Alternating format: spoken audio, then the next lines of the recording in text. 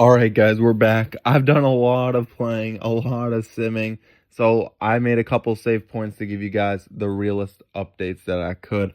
So the first update was at the 33 game mark. We're 21, 10, and 2.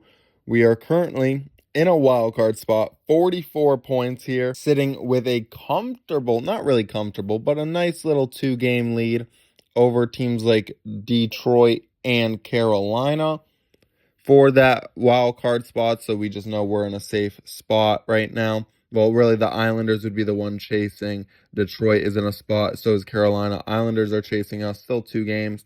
Either way. And now let's quickly go through how we've been. So the date, we just had the roster freeze. That's right, guys. They got the roster freeze in this. Like all the little things you would have in the real life NHL, they actually have in this. Like, of course, in NHL 26, there's no roster freeze. You can do a trade on Christmas if you want. Not in this. I think that's kind of cool.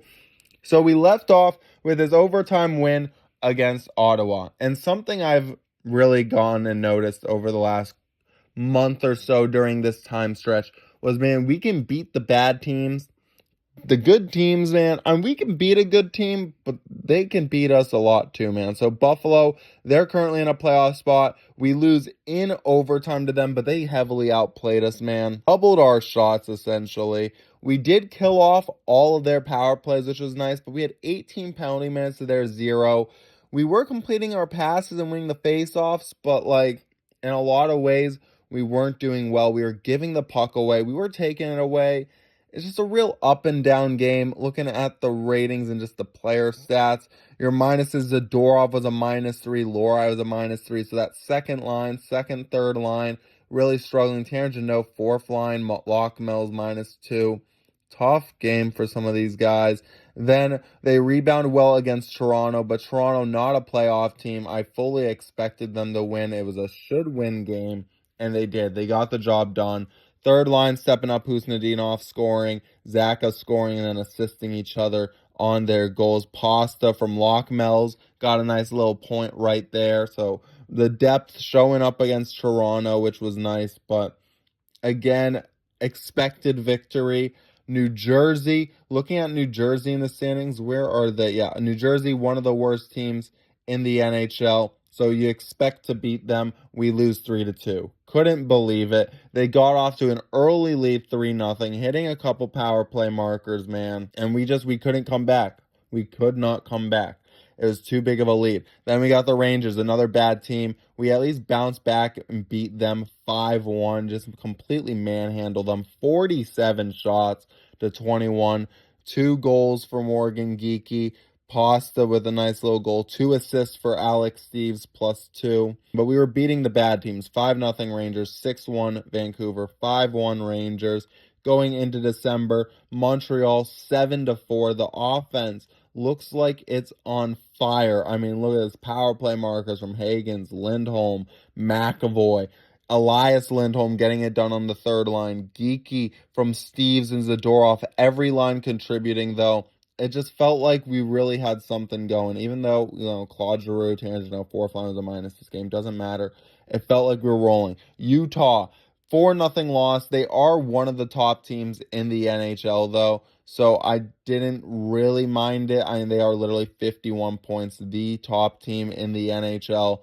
So I forgave them for the 4-0 loss. Then they went to Philly, 3-2 loss. This one, not so much. They're a bad 500 team. It's a team you gotta win, and they lose by 1 goal in there. And it's again, I don't know if they just come in thinking that they should win, and then they just let it slip by. I mean, honestly, Jeremy Swayman, he's the one letting it happen early, man. I don't know why he lets it happen early on. I didn't mean to hit play-by-play. Oh, well. All right, we were then able to beat Pittsburgh. They're a playoff team, and this was just an actual good win. 6-5. It was back and forth action. Fraser Minton got it done early from Pasta Lindholm. Then they get 2 quick ones from Ricard Raquel on the same shift. Look at this, 3 goals in the very first shift of the game. You had 3 goals. Can you believe that? Peterka then ties it up 2-2. Novak makes it 3-2. Geeky then ties it up. Peterka gets us our first lead since like 20 seconds into the game, man. But then Marchenko ties it again. Hampus Lindholm from the point clap bombs it. Doesn't matter. Kindle ties it late with 2 minutes to go. And 30 seconds later, Morgan Geeky says, nah, we're winning this one, man.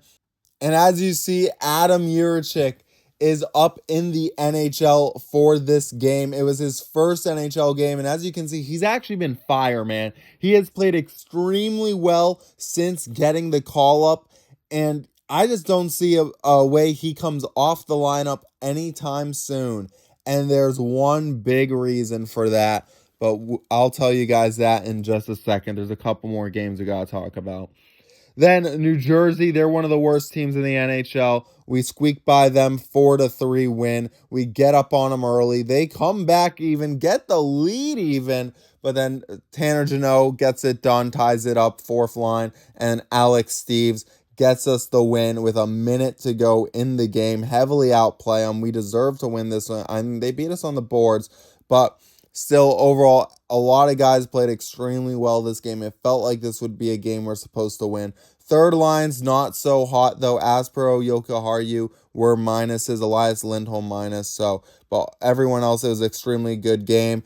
5-3 loss, though, to St. Louis. And again, man, St. Louis, like, it's a team you should win. They're on the outside looking in right now of a playoff spot. They're 16, 13, and 4. So if you count their overtime losses, they're under 500, and you lose 5-3 against them, man. You had the lead even in the first period, and you just blow it, man. Jeremy Swayman actually gets pulled this game because of how bad he was playing, and he was 6 for 10. And I was just like, our best chance is to pull him. Korpisalo went in there, had a great game, but it was too little too late. I guess I should have pulled him sooner than against Minnesota. Again, another 5-3 loss. Again, they get up early. We don't have enough juice to come back. We got it within 1 at one point. Still end up losing. -3 for McAvoy. -2 for Husnudinov. -3 for Pavel Zacha. It's like, there's got to be some changes that have to be made in this lineup. You know, we tried making a change. We got Jordan Harris in here right now. Now, there was one reason for this. A big reason for why Jordan Harris is in there and Adam Juracek got called up was because Mason Lohrei goes down with an injury against Utah. And that's a big injury, man. That's a top 4 defenseman getting taken out of the lineup. So we end up having to go call up Adam Juracek. He does solid. He has played really solid, but it's clearly a detriment having Mason Lohrei out of the lineup. So we got then a game against St. Louis. The roster freeze starts, and we win 6-1. It's wicked nice. We needed a win like that. We just needed something to get the boys' confidence up. We get a couple power play markers in this one. Zach has a 2-goal game. It's a real nice win for the boys. But, you know, beating St. Louis, they're a team you should beat. You had just lost to them. So it was like, it was a nice win. Don't get me wrong. But it was still just like, it's a win you should have. And then Montreal, we lose 5-2. But we do more than lose 5-2 this game, man. We actually were up 2-1 at one point. They outshot us 57-42, man. Our penalty kill is actually pretty solid. But the big loss in this one, guys, massive loss. Hampus Lindholm, -1, out for about 7 months with a damaged kneecap. We place him on the 28-day IR. That's right, guys. They have injured reserve in this game. That's how we were able to call up Adam Juracek when the injury happened. You know, you have real IR. It's not like EA's bullshit. But either way, we lose Hampus Lindholm for 7 months. And so that's just such a massive blow to this team. So right now, at this point, we got Lohrei now on line 1 with McAvoy, Zadorov and Adam Juracek. who, like I said, Adam Yurchik, he's holding his own. I mean, look at the ratings recently, 7.8, 7.7, 7.8. Like, he's played solid, only one minus so far. He's been a plus player. He's held his own so far.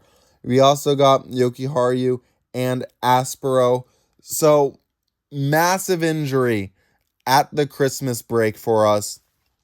And guys, there's another issue we got going on with this team now, okay? Pavel Zacha, a guy who's playing, like third or fourth line time right now for us. He wants $8.5 million a season.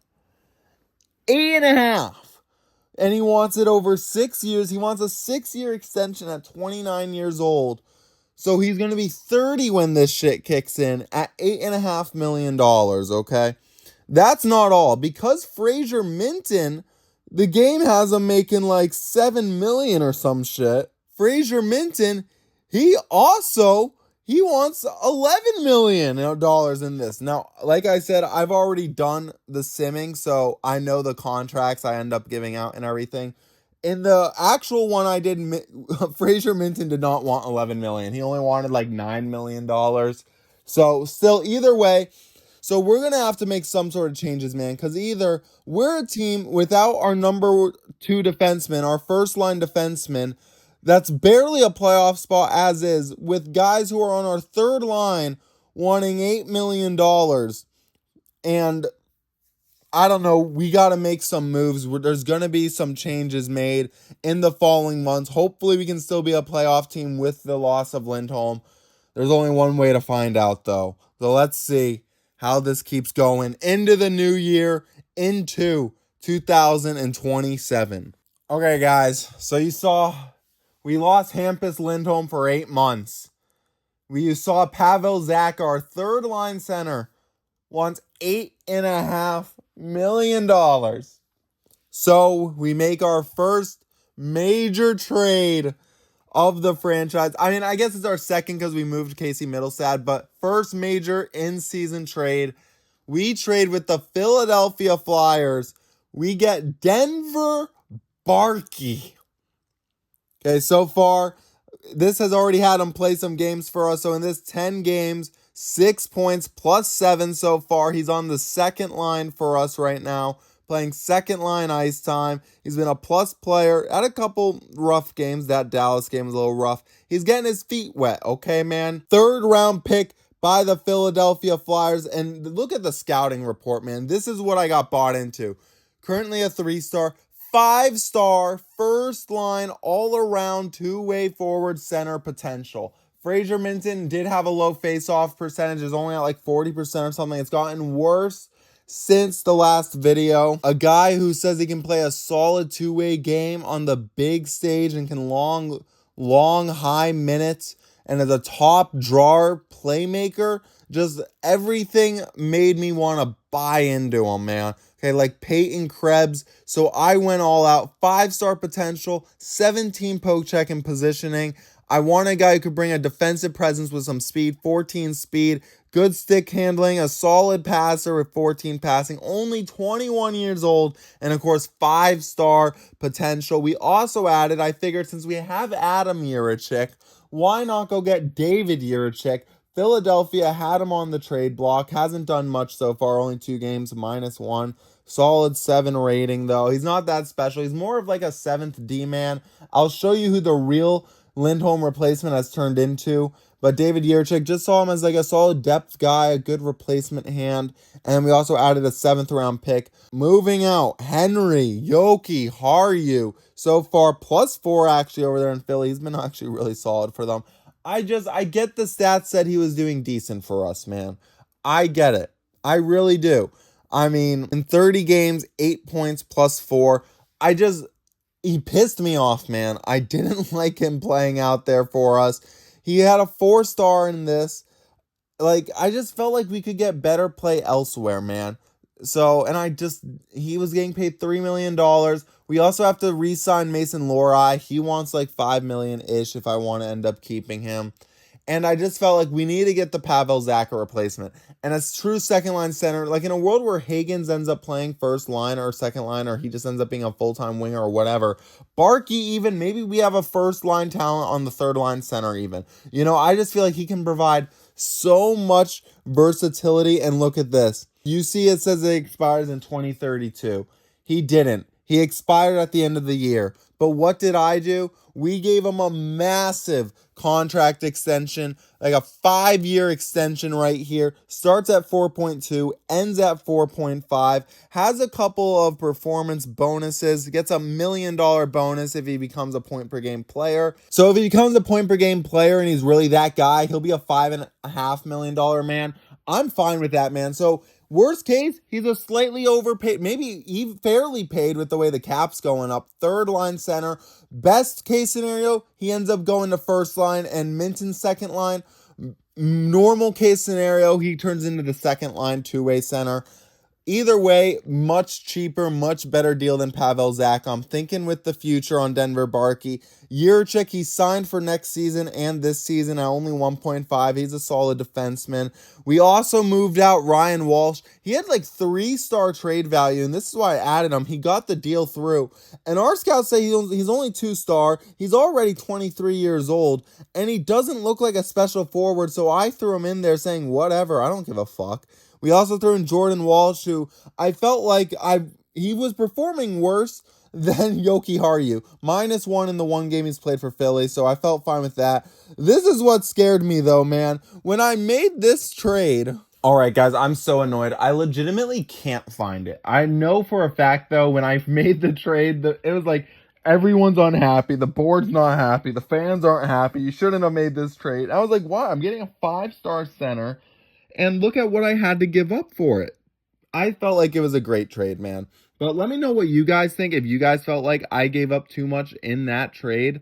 It felt like the right trade to me. And Barkey has played extremely well so far. So I don't really get what the big deal is about it. But doesn't matter, man. From there, after I made that massive trade, we also got Helgegrans from waivers. Philadelphia ended up sending him on waivers. So I felt like you could almost say we also got Grands in the trade also, because we ended up getting him on waivers. So there's another depth defenseman we added, and he's a nice little defensive guy. We did lose Lucas Reichel to waivers. I didn't think anyone would pick him up, man, and this keeps happening. I keep thinking people aren't going to pick up my guys, and they do.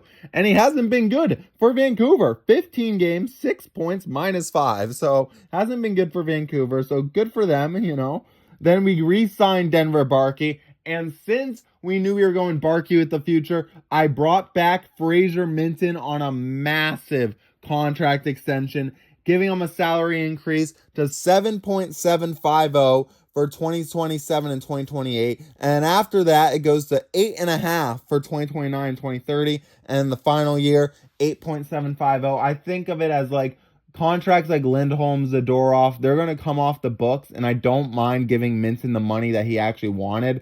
We also gave him some bonuses. 35 goals, he gets $750K. 70 assists, he gets $750K.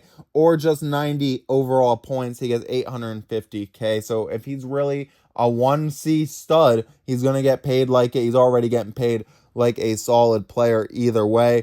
And then we decided to re-sign Mason Lohrei. He's honestly played extremely well in the absence of Hampus Lindholm. Looking at his game log, he's mainly had to move back to the second pairing. He was not doing well on that first pairing with Lindholm. I'll show you who has taken it over since. I still see as like Lindholm, he's tradable, because look at the contract we got him on. $4.9 million. Extremely movable. He does get a bonus, $600K, if he gets 60 points. So he'll get Zadorov money if he is a 60-point defenseman. So I think it's an absolute great contract for him. I didn't really, I thought about moving him, and I just kept thinking, man, I don't know if I really want to move him. If I end up wanting to move him, I can move him later. It's a contract that will not hurt him. It's a fine dollar amount value. And then final guy we end up re-signing is Marat Husnadinov, the third line stud man, 33 points in 55 games. It's just like, Man, I want him to get more defensive. I have him working on his defense in practice currently, so hopefully he can come up to being a top 6 potential guy with a contract of only $2.8 million, guys. I got him 3 years, 2.8. I felt like that's a great deal for the kind of value he provides as a power play maestro. So I end up deciding to re-sign him. He does have a little 60-point bonus that'll get him up over $3 million if he can hit that. And so the lines that I've ended up rocking with to start now, it looked like, was there?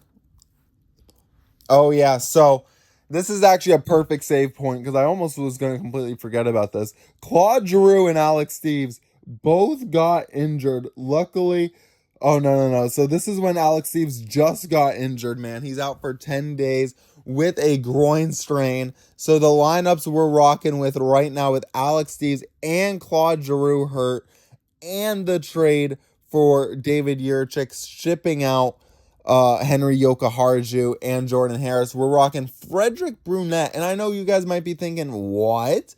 But he's honestly played extremely well. 11 games, all 11, he's been on the first pair. He's only got 2 games where he was a minus, is an overall +1, 2 assists, has a rating of 7.09. Like, he's held his own on that first pair, better than Mason Lohrei was. And Frederick Brunette, I just feel like has really taken charge of that first line deep pairing spot. For a 3-star guy, he's killing it, man. He's just played extremely well. Offensive, defensive, well, he's playing very defensive for us, man. He's been wicked solid. Adam Yurchik still continuing another month in, 28 games now, +11, 10 points. I know I said, man, I wish I took the Montreal deal. I don't regret taking the deal I took anymore, man. Adam Yurchik clearly turning into a guy already. We got Zadorov on that third pair right now. Barkey on that second line. He's also getting penalty kill time. Power play, that's right. We got Matthew Poitras up now because Claude Giroux's hurt. I wanted a little more offensive touch with also Alex Steves being hurt. I felt like we needed more offensive games since Barkey can bring some defensiveness for us. So I called up Matthew Poitras. Let's see if he's played any game. He has 1 game, 1 goal, +1 so far. So he's up here making that money worth it, man, getting $1.1 million. So let's see how the schedule has turned out at the Valentine's Day. So as you can see, it's been a rough sledding this month in February, man. But with the injuries and with the trades we've made to kind of look a little more towards the future while staying competitive, man. So we just beat San Jose 4-1. Even though we won 4-1, it's a lot closer than that, man. They got power play in the second period, but we went up 2-0 early, and then we were just able to hold on, but they were attacking us. 38 shots for San Jose compared to our only 21. Then Ottawa, 3-1 loss. They got up to an early lead. We couldn't come back at all. Vegas, that's kind of the story of our team, man, recently. They get up, they bounce on us early, we come back, but we can't finish. Here's another one. Yurchik actually got the tying goal. Hemmerling got the power play marker. So it looks all doom and gloom, but it's really the injuries, man. After the trade, because as you saw, we made that trade at the end of December when we got Barkey. When we got Barkey, this team did hit another level, man. First, it was a little back and forth, just 500 hockey. Then we went on a run. We beat Philly 4-1, beat Dallas 6-3, beat Detroit 4-1, beat Minnesota 5-2, beat New York 5-2, beat Florida 5-3. Like, we're scoring goals in bunches. We're having comebacks. Florida was up 2-0. We come back and win. Islanders, just a clean, dominating win. They tie it up 1-1, and we just go off from there. Barkey scores. Hagen scores. The second line is awakened with Barkey as he adds a defensive presence, just letting Hagens and Geeky really focus on scoring goals. It's just those injuries, man. Alex Steves, that injury absolutely has derailed us. And so has the Claude Giroux injury. We're still battling, though, man. In the playoff race at this point, we're still in a second wildcard spot at 68 points. Detroit is on our ass. We're 4-5-1 in our last 10. Luckily, Detroit's sucking in their last 10, too, also. But then, you got Pittsburgh over here in the Metro trying to catch up, man. Overall, for the player stats up until this point, Peterka, Pasta, top 6, just absolutely killing it. All above point per game. James Higgins, damn near. Husnudinov trying to, like, that's the big thing, man. You lose Alex Steves. He was 26 points plus 11. You lose Claude Giroux, 11 points plus 4. And so now you got these other guys who don't really play that much having to eat up some big minutes. Defensively, I mean, it's the same thing. We got Frederick Brunette playing 16 minutes a night right now because Hampus Lindholm is hurt. Theo Lindstein, he came up for a couple games because we had some other defensive injuries going on. So Lindstein got a couple games. He honestly played really solid up here. So the one good news is at this point, it's making the trade with St. Louis honestly look really solid because of getting those defensemen, and they're playing some real minutes. Goaltending-wise, Jeremy Swayman, Korpisalo still killing it. But we're starting to get into a really tough position, man. Goals for per game, it's starting to slide. We're down in 11th now. Goals against per game has actually looked really solid, if I remember right. Yeah, we're in 7th at 3, so right where I want to be for that. So we're just in a battle, man. We're in a tough spot. We got to get these guys, get a little healthier, man. I still think this team can make the playoffs basically as is. And we still got to do something with Pavel Zacha. He still wants all that money, and he's just playing in our bottom 6. And it's like, when we're not going to win the cup with Hampus Lindholm out, like, we got to get something out of him. Maybe we can get some pieces for right now with Pavel Zacha, but a fourth line center is not going to get $8.5 million out of me, man. It just can't happen. So hopefully we can find the right move that can improve this team now and build for the future still, just like Denver Barkey is. Okay, guys, so now at February 24th, we're about a week away, 2 weeks away from the NHL trade deadline. We're still playing that 500 hockey. Just, win one, lose one, win a couple, lose a couple. If you actually see this All-Star game, we had 2 All-Stars. Pasta made it. Swayman made it. Let me quickly see if I can get the skills competitions real quick. There we go. I did find it. Thank God I at least have this. So in the All-Star game competition, they did World All-Stars versus NHL United States All-Stars. And the world won 14-4, man. This was actually hilarious because on the United States All-Star, you had Jeremy Swayman in there. He actually played some. Hellebug looks like he was the one that actually got lit up. Let's see. Yeah, 16 for 22. Swayman was 22 for 27, man. Let's see if Pasta got anything in this game. I'm not seeing yeah, I'm not. Did he not play? Oh, there he is. There he is. He had a 6 rating. Jesus. And then in the home skills competition, Jake Sanderson won the head-to-head race over Braden Point. Lane Hudson won the fastest skater competition. Hardest shot went to Evan Bouchard. Cole Caulfield won the accuracy competition. And then the breakaway relay, the goalies, let's see, the team, the event went all tied. Okay, it doesn't say who won, so I guess the All-Star break was whatever, okay. But guys, with this back and forth, I was like, you know what? It's time to move Pavel Zacha. I was scouting for like 2 months, looking at all sorts of different teams. I wish I could still see the past transactions, but it doesn't go far back enough. At least I now know that for the future. I got to make sure I make a save point so I can see all the offers. But guys, I was sending out so many different trade offers to different teams, man. Like, Chicago was getting offered. There's a lot of Western Conference teams I was trying to send Pavel Zacha to. I sent an offer to Chicago, sent an offer to Seattle, sent an offer to Utah, sent offers to I don't know if I touched St. Louis. I know I at least scouted and looked at St. Louis. Went to Minnesota, went to Winnipeg, went to Dallas. So many teams. I even was just like, I got to a point where I was just trying to get a first-round pick for Pavel Zacha, just straight up. Nothing was working, but one team said they were interested in an actual message because I did like send them out to offers and it was like, not much reception, but one team in a news article said they were interested. And that one team was the Ottawa Senators. And I ended up sending him to Ottawa. He hasn't signed an extension yet. 3 games, 2 points, even player for the Ottawa Senators so far. And so now you might be wondering, they must have given you a pretty package if you decided to pivot off of sending him to the West to just go with a division rival. And you would be right. They were willing to give me a haul. No complaints this time from the fans. Let's go ahead and take a look at it. For Pavel Zacha, Elliott Groenwald, he has a 2-star future rating. He's 21-year-old. He actually kind of looks like a somewhat decent defenseman, third pairing guy. Possibly. That's what the game says he could be as well.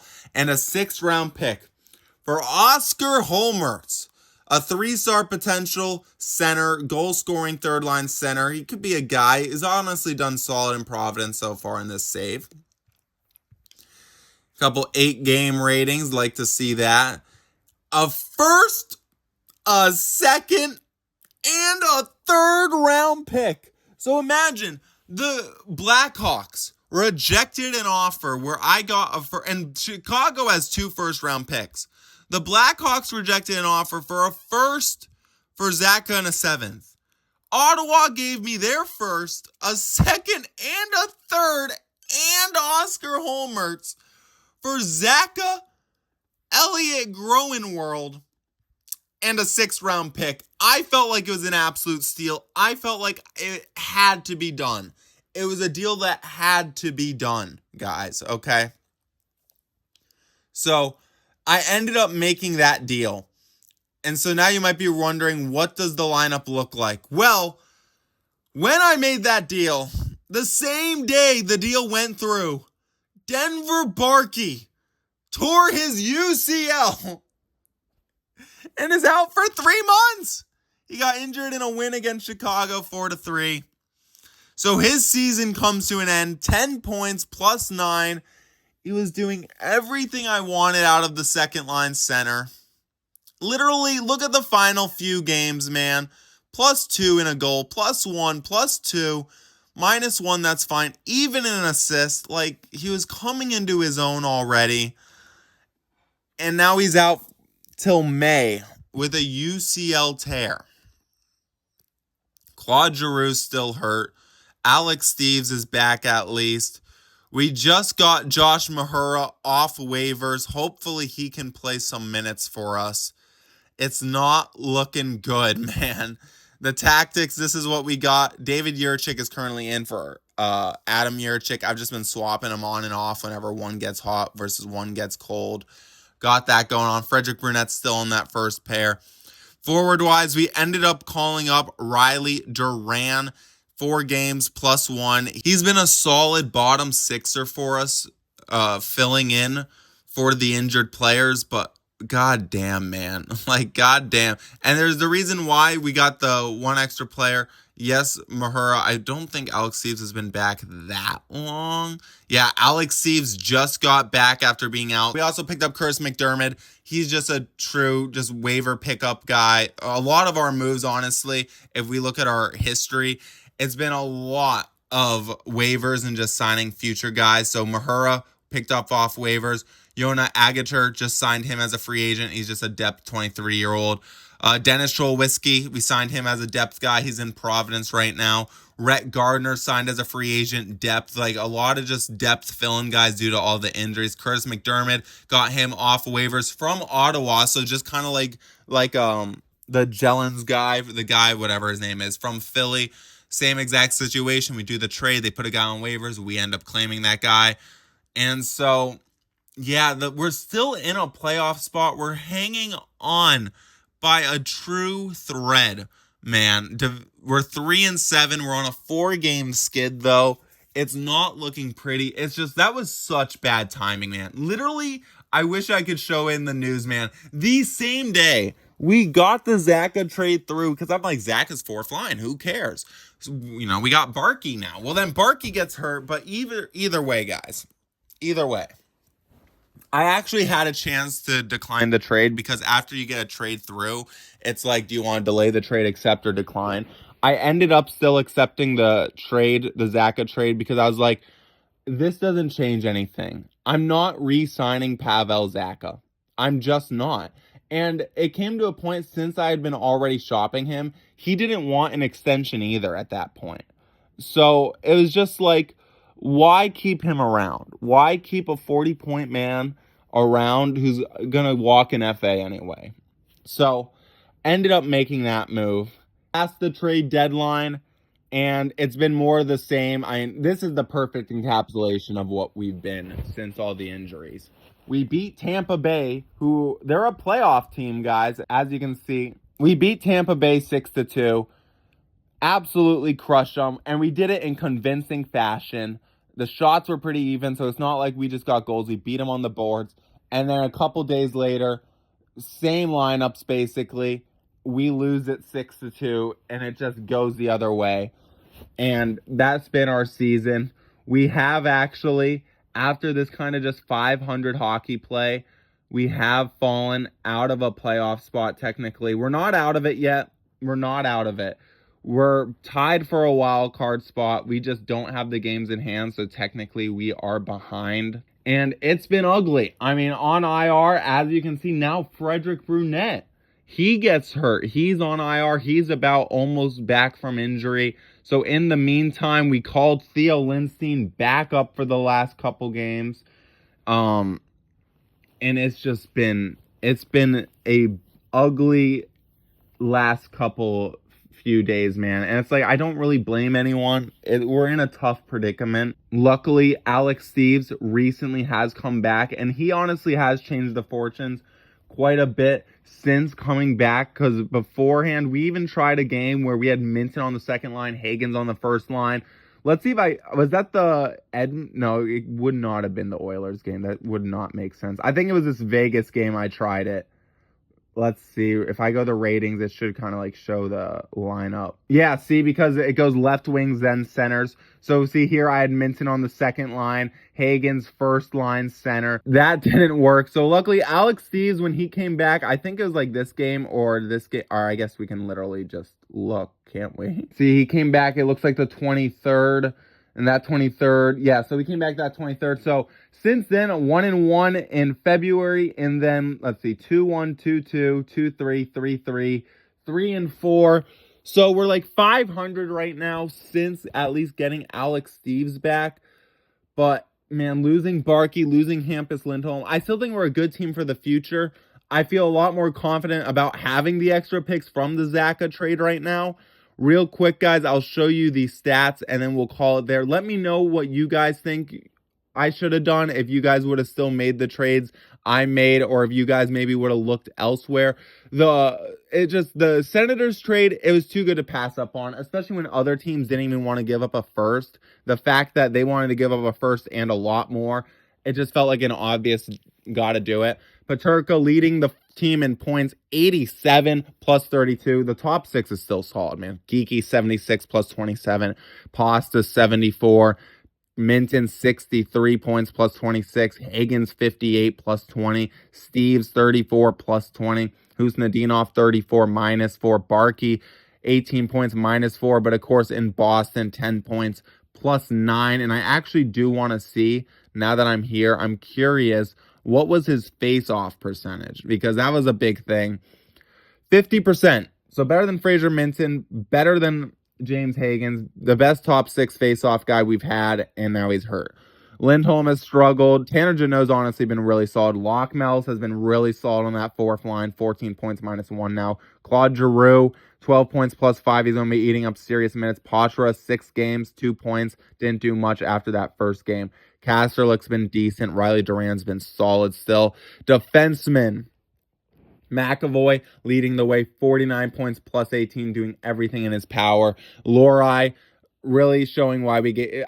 He hasn't worked whenever I've tried moving him up to that top 2 role, but he's just a perfect top 4 guy. 30 points plus 31. Lindholm, I hate that he's hurt, man. Zadorov, 22 points plus 12. Yerchik, 13 points plus 16. He's been phenomenal. Aspro's been solid, 7 points even. Brunette, 4 plus 4, 5 points. He's been a stud on that first pair. 7.21 rating, incredible. Josh Mahura, since coming here, 6 games, -2. He honestly was solid the first couple games. The last couple, not so much, pulling him. David Jiricek, 3 points, -4. Has done a lot better the last couple than the first couple when we scratched him. Theo Lindstein's been whatever. Hellgrans, we ended up setting down after a cold streak the last couple games. He was just ass. Swayman, solid. Korpisalo, solid. Both over .920. Can't complain. I mean, it's just injuries have killed us. Injuries and the lack of depth from having to trade Zach because I wasn't going to re-sign him. And it's like, I'd rather trade him and get that haul than make the first round. Like, if it's losing the first round with Zaka or get that haul and miss the playoffs barely, I guess I'm taking what I took still, you know. I don't know about you guys. Let me know what you guys would have done. Team stats. Overall, still got the 9th best record in the NHL. Goals for per game, we're down at 13th now at 3.54. Power play percentage, it's gone way down. One of the worst in the NHL. I've tried a couple different things to get this higher. Nothing's working. 19%.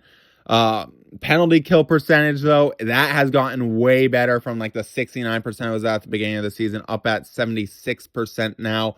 In the final, defensive goals against per game, we are top 10 at 3.04. So just need to get a little more offense. It's tough when you lose Hampus Lindholm, who provides offense, and Denver Barkey, guys. Hopefully, we'll make the playoffs, but we'll see in the end of the next one what ends up happening the rest of the way. And I'll see you guys then. Thank you guys so much for watching. Have a great day. God bless. Peace. And I'll see ya.